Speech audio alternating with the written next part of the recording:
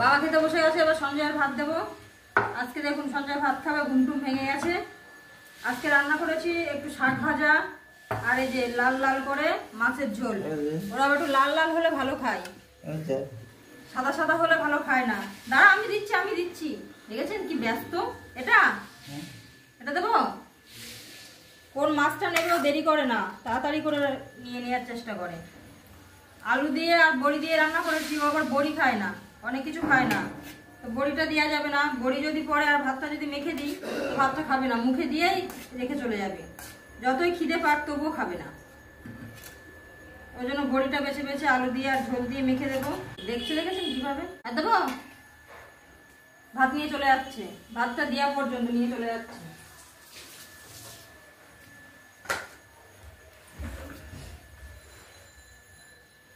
দেখুন অবস্থাটা দেখুন, সামনে ভাত নিয়ে কিভাবে বসে পড়েছে তাই দেখুন। ভাতটা মেখে খা, শুধু ভাত খাচ্ছিস কেন? ওর জলটা দিয়ে দিলাম, কিভাবে দেখুন শুধু ভাত খাচ্ছে, ভাতটা মেখে খাবে না। আজকে ওষুধ খেয়ে উঠেছে তো আজকে চুপচাপ আছে, কিছু বলছে না। কি করবো, ভাতটা মেখে দেবো? ভাতটা মেখে দেবো, তা নিজে একটু মাখ। ওর ভাতটা মেখে দিতে হবে, নাহলে ওই শুধু ভাতই খেয়ে নেবে। দাঁড়া দাঁড়া দাঁড়া দাঁড়া দাঁড়া। আমাদের এখানে খুব ঠান্ডা পড়েছে, আমরা দেখুন এখন সব গায়ে দিয়ে নিয়েছি দুপুরবেলা। আপনাদের ওখানে কেমন ঠান্ডা পড়েছে, আর কোথায় বাড়ি আর কেমন ঠান্ডা পড়েছে আমার একটু কমেন্টে জানাবেন। এবার কিন্তু ভালোই ঠান্ডা পড়েছে, আমাদের এখানেও বেশ ঠান্ডা।